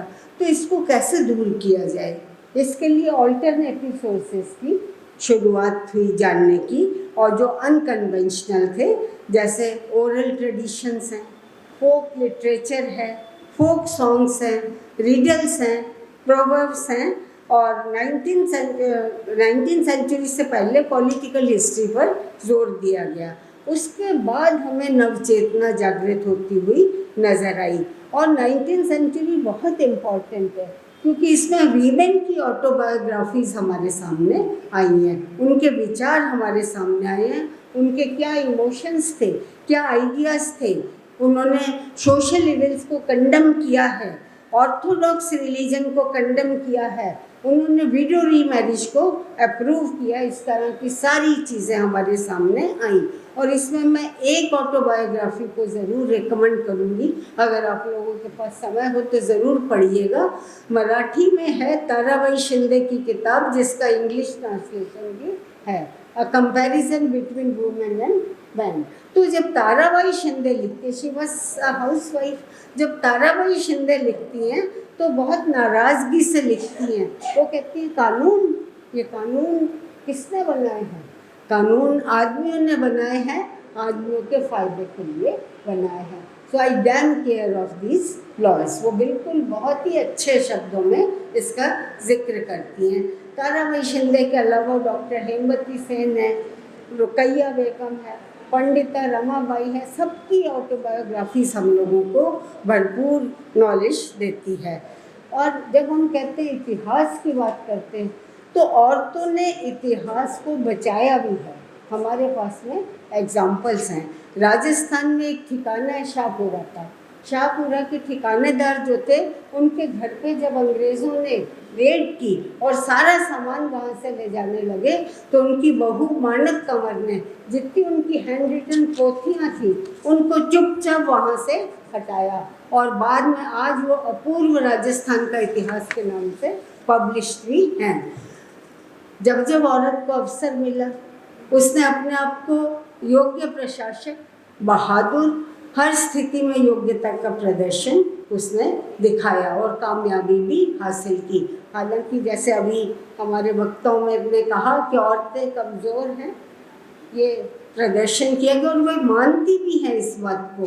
कि लेकिन अगर हम औरतों की तरक्की देखें तो हमें आदमी के परिप्रेक्ष्य में देखनी चाहिए। उस परिप्रेक्ष्य में अभी भी हम लोग मुकाबला नहीं कर पाते, लेकिन बहुत सारी औरतें जिनका जिक्र और आपकी किताब तो भरपूर खजाना है इस बारे में। अगर मीराबाई को देखें, राजस्थान में बहुत मशहूर है, तो ये नहीं है कि राजस्थान में मीराबाई हुई, इस तरह की कश्मीर में लल्ला देवी हम लोगों को नज़र आती हैं। जोधपुर की रानी हाडी है, तो जबलपुर की रानी दुर्गावती है, रज़िया सुल्तान, नूरजहाँ बेगम, सभी को कुशल प्रशासिका का दर्जा मिला है। 18वीं शताब्दी में सरदना की बेगम समरू, 19 शताब्दी में लक्ष्मीबाई का नाम जाहिर है कोई भी उनके कारनामों को नहीं भूल सकता। 20वीं सदी में लक्ष्मी सहगल, अरुणा आसफ अली और हमारी इंदिरा गांधी जी, सभी का नाम हम लोगों को लेना पड़ेगा। कहने का मतलब है कि हर क्षेत्र, हर रीजन, हर रिलीजन, हर काल में याद रखने योग्य महिलाएं हमें वर्णन का मिलता है। मेल शोविनिज्म भी नज़र आता है, क्योंकि पुरुषों की एक सी मानसिकता हमें हर जगह नज़र आती है। यहाँ मैं एक आधा एग्जाम्पल दूंगी हिस्ट्री से। जो हिस्ट्री के स्टूडेंट्स वो जानते हैं, मिन्हाज सिराज जो हिस्टोरियन हुए हैं, उन्होंने रज़िया के बारे में लिखा है कि वो बेहद कुशल प्रशासिका थी। 4 साल तक उन्होंने कुशलतापूर्वक राज्य किया और उनमें सारी क्वालिफिकेशन थी, लेकिन उनकी एक डिस्क्वालिफिकेशन थी, वो थी उनका स्त्री होना। इसलिए वो बर्दाश्त नहीं हुई और उनके खिलाफ विद्रोह हुआ। और अगर हम 19वीं सेंचुरी की डॉक्टर हेमवती सेन की ऑटोबायोग्राफी देखें तो उसका टाइटल क्या है, because I am a woman. तो ये हम लोगों को नज़र आता है। रज़िया का कैरेक्टर असैसिनेशन याकूत के नाम के साथ जोड़ के किया गया, बेगम समरू का नाम फ्रेंच मर्सनरी के साथ लगाया गया। तो मतलब औरत को बदनाम करना बेहद आसान काम हम लोगों को नज़र आता है। हमारे यहाँ कहते हैं यत्र नार्यस्तु पूज्यन्ते रमन्ते तत्र देवता। और आइडियल औरत का कंसेप्ट क्या है? वो औरत आइडियल है जो सुबह उठ के पूरे परिवार की ज़रूरतों का ख्याल रखती है और सबसे बाद में सोती है और पुत्रों को जन्म देती है, बेटियों को नहीं, सिर्फ पुत्रों को जन्म देती है। तो क्योंकि हम देखते हैं आज भी कई समाजों में जब पुत्र का जन्म होता है तो थाली बजा के उसका अनाउंसमेंट किया जाता है। अमीर खुसरो जैसा आदमी भी जब उसके यहाँ बेटी पैदा होती है तो वो लिखता है, O daughter, why have you been born? If at all you had to be born, you had to be a son rather than daughter. लेकिन थोड़ी देर बाद वो कंसोल करता है अपने आप को और कहता है कोई बात नहीं, मेरी माँ भी तो एक स्त्री थी। फोक सॉन्ग्स अगर आप देखें उसमें भी पुत्रों का जिक्र हम लोगों को मिलता है। राजस्थान में एक फोक सॉन्ग है, ऊंचले मगरे जाऊँ री माई, खीरिया काचर लाऊँ री माई, छूल ने चमकाऊँ री माई, वीरा ने जिमाऊँ री माई। कहीं ये नहीं है कि बहन को मैं जिमाऊँगी, भाई को वो जिमाएगी। अकबर पुत्र प्राप्ति की कामना के लिए अजमेर दरगाह शरीफ हर साल जाते थे। और इसी तरह से एक फोक स्टोरी है कि गांव में एक ठाकुर साहब थे, बहुत बने ठने, सुबह बड़े अकड़ से घर से निकलते थे, मूंछों पे ताव देते हुए। एक दिन निकले घर से तो उनके मूंछें नीचे थी। लोग बड़े परेशान हुए, कहा खम्मा अन्नदाता क्या हुआ, क्या दुश्मनों की तबीयत नासाज है? तो उन्होंने कहा नहीं, आज रात घर में बेटी पैदा हो गई है। तो मतलब इस तरह की जो कंसेप्ट है हम लोगों को नज़र आते हैं। तो पूरी फ्यूडल सोच है, उस मानसिकता से हम लोग आज तक नहीं उबर पाए हैं पूरी तरह से। टेक्नोलॉजी की तरक्की हुई, तरक्की के साथ में औरतों पर एट्रोसिटीज़ के तरीके भी बदल गए। मैं क्यों कह रही हूँ? क्योंकि पैर में अब फीमेल फिटिसाइड है, पहले फीमेल इन्फेंटिसाइड था, अब फीमेल फिटिसाइड है। डॉक्टर साहिबा बैठी और गायनोकोलॉजी की है तो अच्छे से आप इन चीज़ों से रूबरू होती होंगी। और इससे क्या हो रहा है, मेल फीमेल रेशो में बहुत ज़्यादा परिवर्तन आ रहा है और इसका कल्चरल सोशल इम्पैक्ट पड़ रहा है। शादियों में दिक्कतें हो रही हैं, लड़कियां नहीं मिल रही हैं। तो यूरोपियन सोसाइटी भी इतनी एडवांस है, लेकिन अबॉर्शन को लेके वहाँ पर भी रोज़ हंगामे होते रहते हैं। इसके बाद में एक चीज़ और है, सती। सती की जब हम बात करते, मैं थोड़ा टाइम ज़्यादा ले रही हूँ, सती की जब हम बात करते तो उसको बहुत ग्लोरीफाई किया जाता रहा है, लेकिन स्टेट ने उसको डिस्करेज करने की कोशिश की। हम लोग सब जानते हैं राजा राम मोहन राय ने मतलब लिया और अंग्रेज़ों ने एक कानून बनाया, ऐसा नहीं है। मोहम्मद तुगलक से हमें शुरू नज़र आता है जब स्टेट ने कंसर्न फील करना शुरू किया। अकबर ने एक अध्यादेश जारी किया कि कोई भी अगर सती होना चाहती है तो उसको पहले जाकर के काजी से परमिशन लेनी पड़ेगी, उसके बाद ही वो सती। उसने क्यों किया? क्योंकि एक जोधपुर के जो राजा थे उनकी जब डेथ हुई तो पता लगा कि उनकी बीवी सती होना चाह रही है। अकबर बहुत बड़े बड़े राजपूत राजाओं को लेकर के वहाँ पहुँचा और देखा कि वहाँ बहुत ज़्यादा वैसा माहौल था, वॉलेटाइल। तो अकबर ने बातचीत की और डिसुएड किया और वो औरत सती नहीं हुई। इसी तरह से जो यूरोपियन ट्रैवलर्स हैं, खासतौर से बर्नियर को अगर आप पढ़ें तो बर्नियर ने भी लिखा है कि किस तरह से एक हिंदू महिला जो कारकुन की बीवी थी वो सती होने लगी तो बर्नियर गए, उन्होंने उनको डिसुएड किया, बिल्कुल नहीं मानी, लेकिन आखिर में उनका बच्चा जब उनके पास आके रोने लगा तब जाकर के उसको लगा कि अब मैं सती। मैं बहुत शॉर्ट में कर रही हूँ टाइम की वजह से। तो रॉयल वीमेन ने सराय, जैसे अभी बताया आप लोगों ने, सराइज बनाई, पॉन्ड्स बनाए, तालाब बनाए, टेम्पल, मॉस्क, पैलेसेस, बावड़ी वगैरह का निर्माण कराया। और अकबर की माता हमीदा बानो बेगम ने गायों के चरागाह के लिए ज़मीन भी आवंटित की और कहा कि किसी भी गाय को मोलेस्ट नहीं किया जाएगा। मैं कहूँगी यही हमारी कल्चरल हेरिटेज है जिसको कि पलाश और आप लोग सब मिल के बचाने की कोशिश कर रहे हैं। पेंटिंग भी बहुत कुछ बयान कर जाती है। मांडू की कल्चर बहुत पावरफुल है, ख़ास तौर से एक मैन्युस्क्रिप्ट है मिफ्ता उल फजाला, ये मांडू की पेंटिंग्स है इसमें। तो वहाँ औरतों की लाइफ जो स्केच है पूरे प्रस्तुत किए गए हैं और नेमतनामा है इसी तरह से मांडू का, जिसमें खान पान का पूरा जिक्र हम लोगों को मिलता है। इसके अलावा अनवार सोहेली, तशबीह अल अक़वाम, बहुत सारे सोर्सेज हैं जो पेंटिंग को देते हैं। जहाँ तक हम औरतों का इकोनॉमिक कंट्रीब्यूशन देखें, हमेशा से रहा है।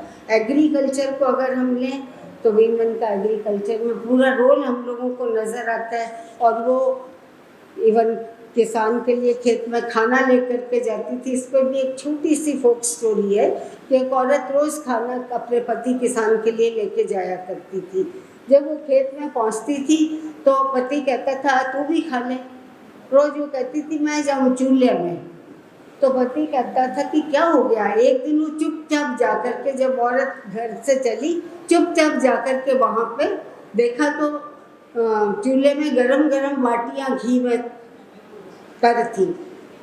उसने खा ली, वापस आया, पत्नी ने फिर खाना परोसा, फिर पति ने कहा खा ले, तो उसने कहा मैं जाऊँ चूल्हे में। तो बोला देख आज मैं चला गया चूल्हे में तुझे कुछ नहीं मिलेगा वहाँ पे। तो पनिहारिनों का रोल हम लोगों को पता लगता है पूरी तरह से कि किस तरह से मतलब अपने घर का भी पानी भरती थी और पैसा लेके बड़े घरों का पानी भी भरा करती थी। और इस संदर्भ में किस तरह से औरतें पर्यावरण को बचा रही हैं।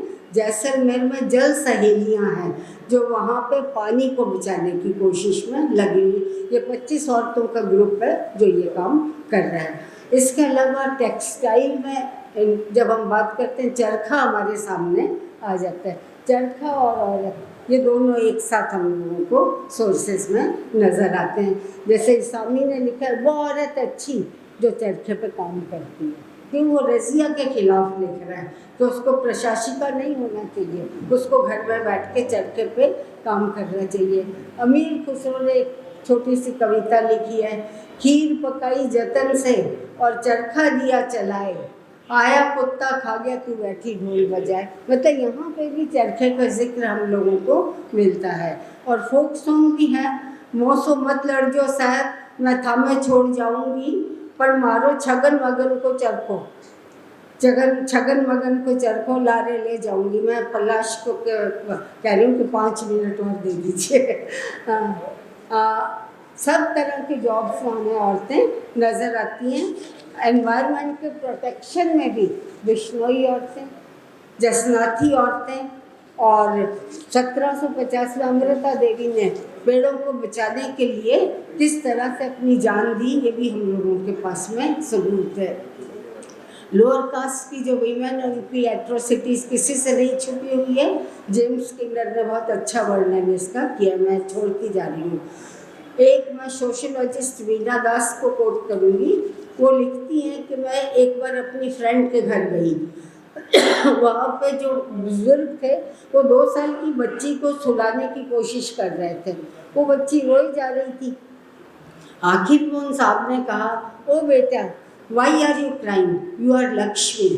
और जैसे ही उन्होंने कहा यू आर लक्ष्मी, वो चुप हो गई। तो बोले वो कि देखिए, औरत को भी नहीं पता मैं क्या हूँ, उसे रिमाइंड करवाना पड़ता है कि वो क्या है। और आप ही की किताब में कवि केदारनाथ साहब की 1-4 पंक्तियाँ हैं। मैंने उनको जब जब देखा, लोहा देखा लोहे जैसा तपते देखा, गलते देखा ढलते देखा, मैंने उसको गोली जैसा चलते देखा।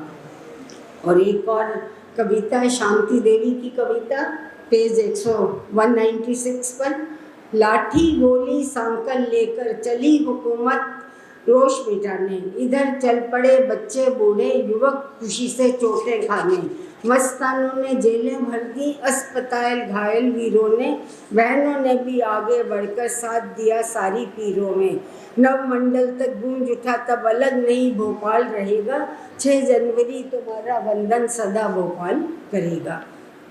जहाँ तक आपकी पुस्तक है, जाहिर है उस पर विद्वानों ने बोला, मैं इतना कहूँगी कि वाकई में ज्ञात, अल्प ज्ञात, अज्ञात सभी विभूतियों को आप लोगों ने जनश्रोतियों, परंपराओं, लोक कथाओं और साहित्य और इतिहास के माध्यम से एक साथ लाने की कोशिश की है, जो कि बहुत ही सराहनीय कदम है। पर्सनैलिटीज़ के साथ साथ आर्थिक, सामाजिक और लोक कल्याण के संदर्भ भी उनके सामने आए हैं।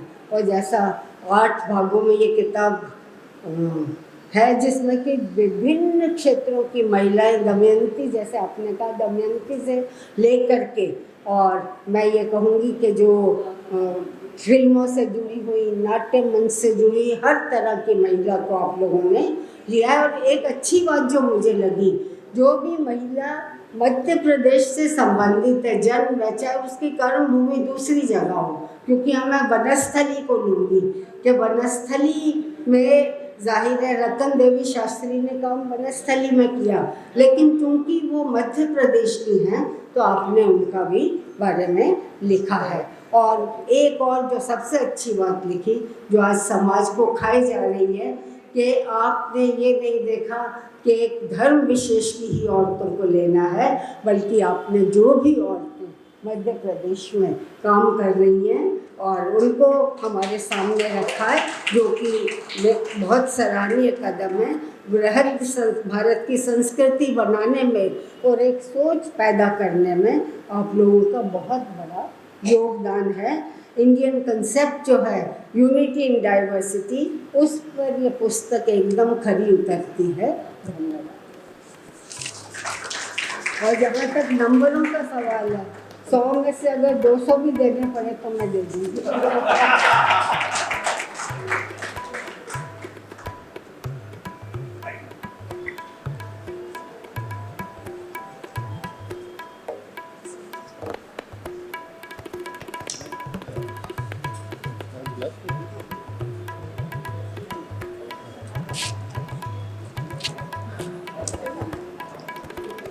हमारे सारे वक्ताओं के उद्बोधन काफ़ी सारगर्भित रहे, और अब मैं चाहूँगा कि वो अपने साथ एक यादगार लेते जाएं।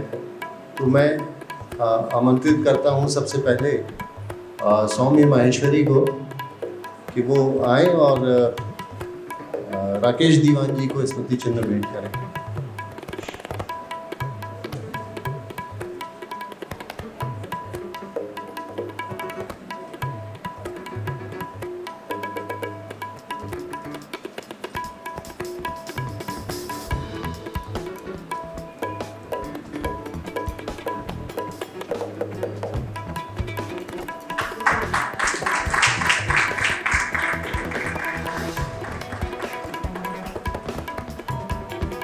मैं सीपी माहेश्वरी को आमंत्रित करता हूँ, वो कॉमरेड बादल सरोज को स्मृति चिन्ह भेंट करें।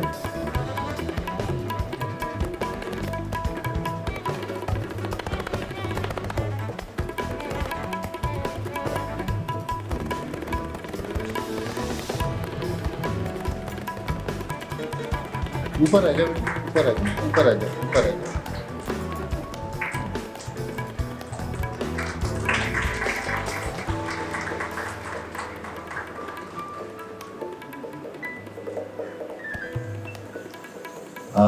सर्वमित्रा सुरजन को मैं बुलाना चाहूँगा कि वो डॉक्टर भारती शुक्ल को स्मृति चिन्ह भेंट करें।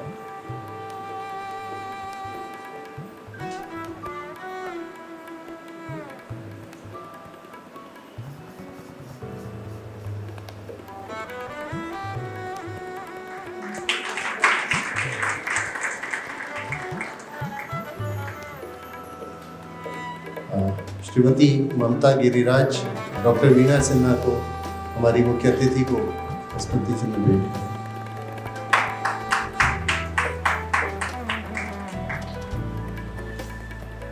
और आप लोग कहीं जाइएगा नहीं, अगला जो सत्र है भाषा की जैविक परिधि, वो बहुत ही एक अलग तरह का चर्चा उसमें होगी।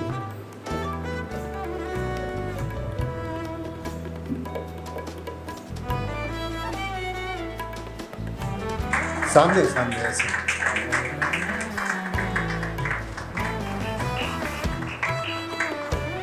और सुरजन परिवार की पहली महिला और जिनको हम सब लोग अन्नपूर्णा कहते हैं, श्रीमती माया सुरजन, उनको मैं बुलाना चाहूँगा कि वे डॉक्टर सुनीता जैदी को प्रदान करें।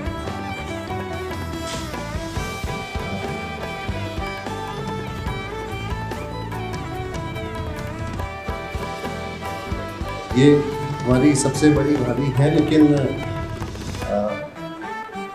इनको जानने वाले सब अम्मा जी के नाम से जानते हैं।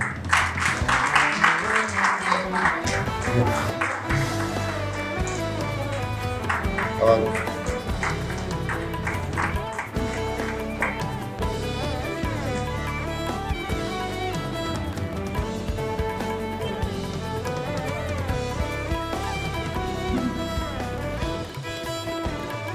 तो आप सबका बहुत बहुत धन्यवाद और हार्दिक आभार करना चाहूँ।